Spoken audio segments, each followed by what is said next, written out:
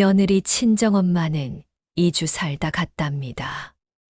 그런데 전요, 딱 3일만요. 그날 밤 문틈 너머에서 들은 말 제게 냄새 난다 했습니다. 안녕하세요. 저는 박정자입니다. 72 서울 외곽 오래된 다세대 주택에서 혼자 살고 있어요. 남편은 15년 전에 세상을 떴고 지금은 외아들 하나만이 제 전부입니다. 우리 아들 민수는 말 없고 속 깊은 아이지요. 며느리 소희도 처음엔 참 예뻤어요. 아이 낳고 나서부터 더 조심스럽고 살가워졌고요. 그래서 제가 주말마다 들락날락하는 것도 명절마다 찾아가는 것도 당연한 일처럼 여겼습니다. 맞벌이에 애 키우기 힘들다길래 힘 보태고 싶었거든요. 올해도 마찬가지였습니다. 추석도 오고 손녀 민지 생일까지 겹쳐 있어서 저는 한 사흘 정도 미리 가서 음식도 준비하고 민지도 봐줄 생각이었어요. 새벽같이 일어나 장을 보고 무거운 보자기 들고 버스를 타고 갔죠. 현관 앞에 도착해서 전화를 했어요. 민수야, 엄마 도착했다. 문이 열리고 며느리 소희가 나왔는데 얼굴빛이 딱딱 굳어 있더군요. 나는 아무 생각 없이 말했죠. 이번엔 나흘 쯤 있다 갈까 한다. 민지 생일도 있고 추석 음식도 해야지. 그 말에 소희가 살짝 숨을 고르더니 조심스럽게 말했습니다. 어머니 이번엔 사흘만 계시면 안 될까요? 순간 가슴이 철렁 내려앉았어요. 왜, 무슨 일 있어? 아니요, 저희 둘 다 요즘 많이 피곤해서요. 어머니 계시면 저희가 좀 더 신경을 쓰게 되니까. 그 말이 머릿속에 계속 맴돌았습니다. 나는 가족 아니었나? 신경 써야 하는 손님이었나? 짐을 들고 집 안에 들어서니 거실 한켠에 간이 침대가 놓여 있더군요. 허리도 아픈데 낡은 매트리스 하나 덩그러니 담요는 푹 꺼져 있고 발끝이 밖으로 나올 만큼 작았어요. 나는 거기 가방을 내려놓고 잠시 숨을 돌렸습니다. 그때 눈에 들어온 거실 벽의 사진. 소희의 어머니가 환하게 웃으며 안방 침대에 앉아 있었죠. 사진 밑에는 우리 엄마 2주 힐링 타임이라는 문구까지 붙어 있더군요. 2주. 나는 간이 침대, 사흘.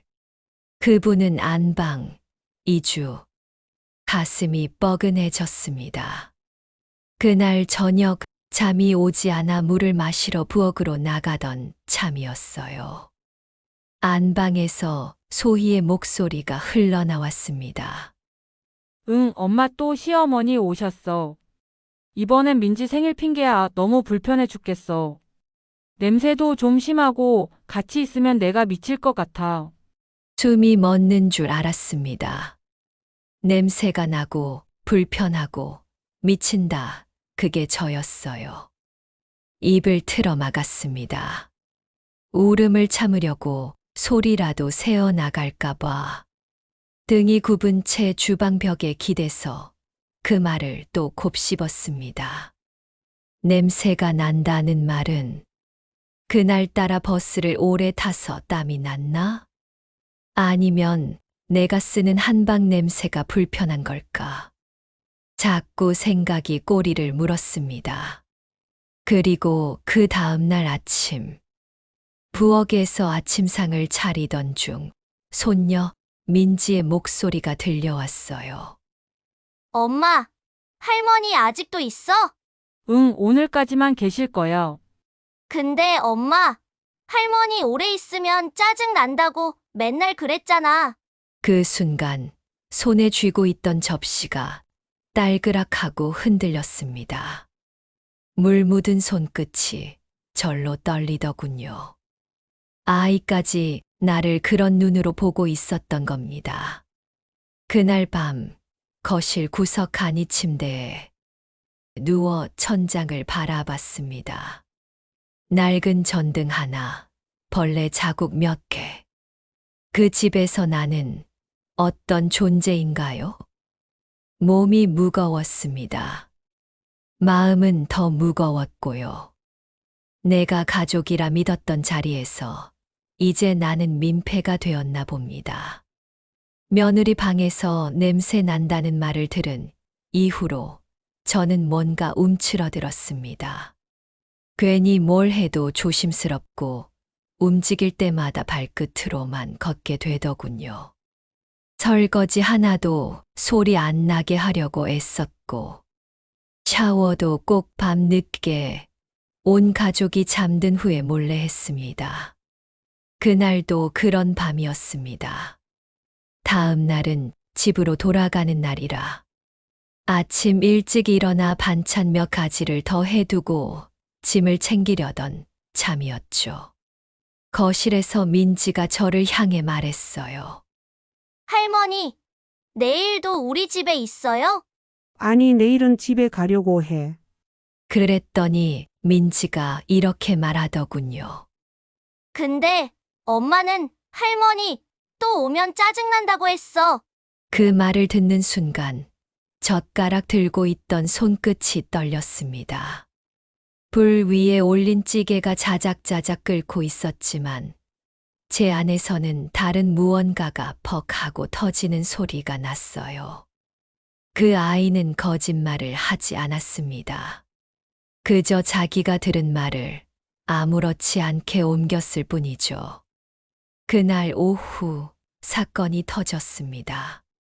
소희가 거실에 휴대폰을 두고 부엌으로 들어간 사이 민지가 장난처럼 제게 말했어요. 할머니, 엄마 핸드폰 켜져 있어요. 재밌는 거 많아요. 볼래요? 저도 모르게 고개를 끄덕였고 민지가 툭 하고 제 무릎에 폰을 얹어줬습니다. 화면엔 소희 며느리의 비공개 인스타그램이 자동 로그인된 상태였어요. 알림창에 떠있던 해시태그가 눈에 들어왔습니다. 10월도 일기 또 왔네. 언제 가시려나? 그 순간 심장이 내려앉는 느낌이었습니다. 손가락이 얼어붙은 채 화면을 넘겼어요. 그리고 사진을 보게 됐습니다. 식탁 앞에서 회색 니트를 입고 국자를 들고 있는 제 뒷모습. 무릎에는 꽃무늬 담요, 머리는 대충 묶여 삐죽 튀어나온 제 모습. 전날 아침 갈비탕 끓이며 앉아있던 그 순간이었습니다. 또 시작된 10월드 정식 무릎 담요는 필수. 생활감은 너무 진해요. 냄새는 옵션, 우리 집은 쉼터 아님. 숨이 막혔습니다. 식은땀이 이마를 타고 흐르더군요.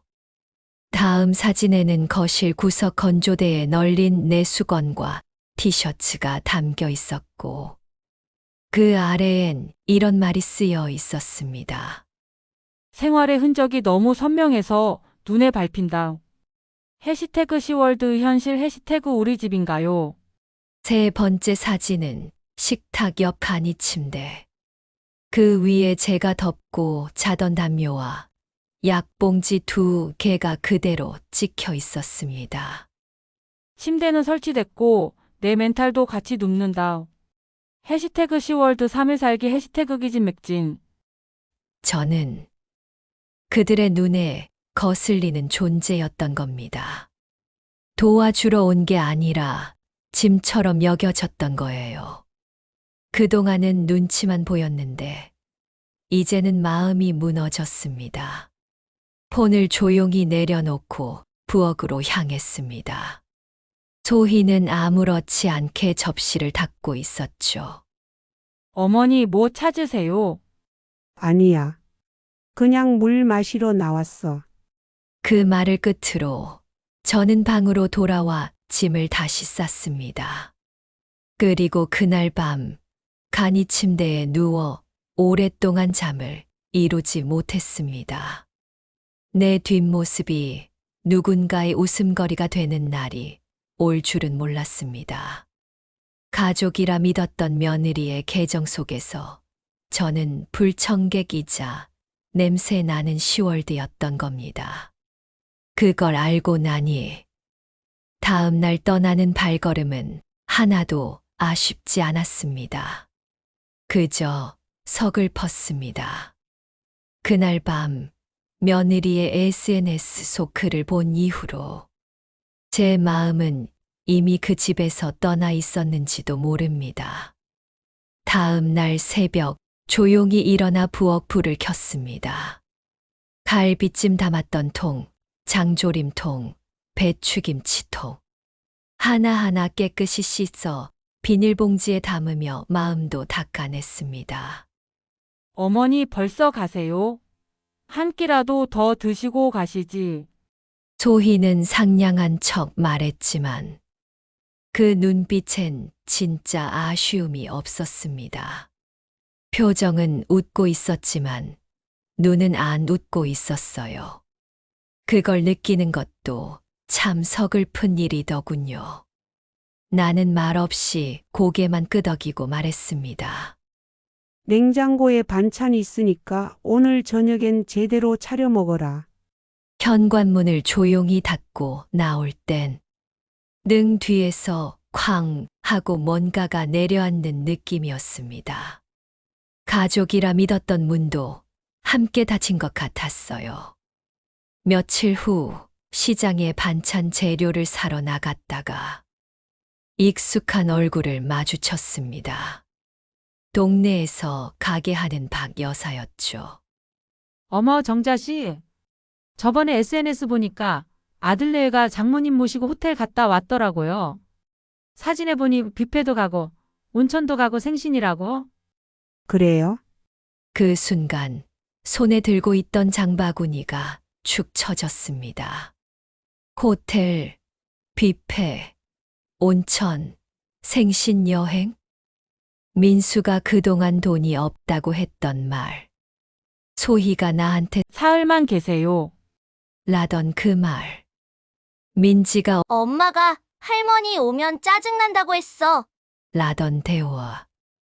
모두가 머릿속에서 퍼즐처럼 맞춰졌습니다. 그리고 그 중심에 저만 따로 떨어져 있었습니다. 그날 밤 집으로 돌아와 반찬통을 정리하며 괜히 눈물이 났습니다. 텅 빈 통 안에 아무것도 남지 않았는데 그 안엔 내 정성과 마음, 무시당한 시간들이 묻어 있었어요. 우리 엄마 생신이라 온천 다녀왔어요. 10월드는 언제 끝나려나 가족이 아닌데 자꾸 와요 유유.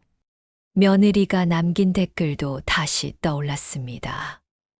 나는 그 집에 있어서 사랑도 존중도 받지 못하는 손님이었습니다. 며칠 뒤 민수에게 전화가 왔습니다. 엄마, 왜 갑자기 가셨어요? 민지가 계속 물어봐요. 할머니 언제 오시냐고. 그 말에 저는 웃으며 대답했죠. 그래. 근데 너희 집엔 외할머니 계시던데 그분한테 물어보지 그랬니? 엄마, 온천물은 따뜻하셨대. 민수는 한동안 말을 잊지 못했습니다. 엄마 미안해요. 됐어. 그 말 이제 필요 없어. 그날 밤 저는 일기장에 조용히 적었습니다. 가족이라는 말로 내가 했던 일들. 누군가에겐 고마움이 아니었고 그저 귀찮음이었다. 나는 다시 혼자가 됐지만 오히려 마음은 더 편했습니다. 왜냐고요? 이제는 분명히 알게 됐으니까요. 그 집은 내가 마음 줄 곳이 아니라는 걸요. 며느리의 SNS 사건 이후 저는 마음속 문을 꽉 닫고 그 집에서 돌아왔습니다. 다시 혼자 사는 집에 오니 조용하긴 했지만 그 조용함 속에서 자꾸 생각이 났습니다. 내가 뭘 그렇게 잘못했을까? 왜 나는 저들 속에 들어가지 못했을까? 눈은 감아도 생각은 멈추질 않았습니다. 며칠 후 민수가 반찬통을 들고 집에 찾아왔습니다. 그 아이의 얼굴을 보자 묘하게 낯설었습니다. 엄마, 요즘 혼자 지내시니까 척척하진 않으세요? 엄마, 혹시 필요한 건 없으세요? 그 말의 순간 웃음이 나왔지만 그 웃음엔 참 여러 감정이 섞여 있었어요. 괜찮다. 조용해서 오히려 좋아. 말은 그렇게 했지만 민수의 눈빛은 자꾸 흔들렸습니다. 무언가 말을 꺼내려다 삼키는 듯한 기색이 뚜렷했죠. 몸은 괜찮으시고 집 불편한 데는 없어요? 불편한 건 없다. 다만 마음이 좀 헛헛하지. 민수는 머쓱하게 웃었지만 어딘가 안절부절 못했습니다. 잠시 후 민수가 화장실에 간 사이 그가 들고 온 가방이 바닥에 쓰러졌습니다. 그리고 그 틈으로 서류 몇 장이 흘러나왔습니다. 무심코 손에 든 종이 한 장. 요양병원 입소상담일에서 보호자 김민수 대상자 박정자 72세. 한순간 손끝에 전기가 오는 것 같았습니다. 거기에는 가사 기능 저하, 치매 초기 증상 의심, 단독 생활 곤란, 이라는 체크 항목이 또렷하게 박혀 있었습니다. 내 이름이 거기 있었다는 그 사실 하나만으로 심장이 쿵 하고 내려앉았습니다. 민수가 나왔을 때 저는 서류를 손에 쥔 채 조용히 물었습니다. 이건 뭐니? 민수는 당황하며 종이를 낚아채듯 숨기더니 말을 더듬었습니다. 엄마, 그건 그냥 혹시 몰라서 상담만 받아본 거예요. 아무것도 정해진 건 아니에요. 왜 그런 걸 몰래 해? 내가 그렇게 위험해 보여. 그게 아니라 소희가 요즘 좀 힘들어해서요. 민지도 눈치를 보니까 혹시 엄마도 외로우실까 봐. 그래서 요양병원 이야기를 꺼낸 거니? 나한테 말도 안 하고 내 이름 적어 놓고? 민수는 입을 다물었습니다. 그 순간 제 속에서 팍 하고 무언가가 끊어졌습니다. 민수야, 엄마 아직 정신 멀쩡하다. 가스불도 잘 끄고 휴대폰도 혼자 잘 써. 밥도 해 먹고 은행 일도 내가 알아서 한다. 그런데 너희는 내가 치매라도 온 사람처럼 요양병원부터 알아본 거니? 엄마, 미안해요. 소희가 말했겠지. 냄새 난다고 힘들다고 민지가 무서워한다고. 그 말만 듣고 내 말은 한 번도 안 들어봤지? 민수는 눈을 피하며 고개를 숙였습니다. 그날 민수가 돌아간 뒤 저는 식탁에 앉아 오랫동안 말없이 있었습니다. 예전 같았으면 그 자리에서 국 하나 끓였을 텐데 그날은 아무것도 하고 싶지 않았어요. 그저 제 손을 내려다보며 중얼거렸습니다. 내가 만든 갈비찜엔 사랑이 들었고 그들의 서류엔 치매가 적혀 있었지. 그날 밤 오래된 노트에 이렇게 적었습니다. 내 이름이 적힌 종이를 보며 나는 이 집안에서 어떤 존재였는지를 깨달았다. 가족이란 이름으로 불리지만 결국 나는 선택될 수 없는 사람이었다. 요양병원 상담서에 내 이름이 적혀 있다는 걸 본 그날 이후 제 안에서 뭔가 하나가 뚝 하고 끊어졌습니다. 그날 밤부터 저는 잠을 자면서도 생각했습니다. 내가 죽으면 이 집 민수한테 가겠지. 그럼 소희는 또 어떤 눈빛으로 날 생각했을까? 그런 생각이 들자 지금까지 내가 살아온 인생이 너무 허무하게 느껴졌습니다. 며칠 후 저는 조용히 주민센터 상담 창구를 찾았습니다. 어르신 무슨 일로 오셨어요? 이 집 제가 죽으면 아들한테 자동으로 넘어가나요? 네, 따로 유언장 없으시면 상속 대상자에게 자동으로 이어집니다. 그걸 막으려면 어떻게 해야 하죠? 상담 직원은 잠시 놀라는 눈치였지만 친절히 설명해 줬습니다. 공증 유언장 작성이나 생전 증여, 계약도 가능하다고요. 그 말을 듣고 저는 바로 법률상담소에 예약을 넣고 공증 유언장을 준비했습니다. 며칠 뒤 민수에게 전화가 왔습니다. 엄마, 이번 주말에 민지 데리고 갈게요. 또 갈비찜 해주세요. 저는 짧게 대답했습니다. 이제 반찬 안 해. 민지는 혼자 보내. 네? 무슨 일이에요? 그리고 이 집도 내 거 아니라는 것 이제는 확실히 알아둬. 엄마? 살아있는 동안 내가 어떻게 사는지 보란 말이야. 요양병원 보낼 생각하면서 내 재산은 당연히 받을 거라 생각하지 마. 민수는 한동안 말이 없더군요. 그 침묵 속에서 저는 오히려 시원함을 느꼈습니다. 며칠 뒤 저는 법무사를 만나 재사 후 이 집을 청년주거복지재단에 기부하는 유언장을 공증받았습니다. 가족에게 외면받은 젊은 아이들에게 이 집이 따뜻한 공간이 되길 바랍니다. 그 문장을 쓰며 저는 처음으로 제 인생에서 내가 주인인 선택을 한 것 같았습니다. 민수가 그 사실을 알고 찾아왔습니다. 엄마 왜 이렇게까지 하셨어요? 이렇게까지 해야 내가 날 기억할 것 같아서. 그땐 소희도 예민했고 저희가 너무 몰랐어요. 정말 잘못했어요. 내가 진짜 잘못했다고 느꼈으면 그 상담소에 내 이름을 올릴 순 없었을 거야. 민수는 고개를 숙이며 말했습니다. 민지는 아직도 엄마 좋아해요.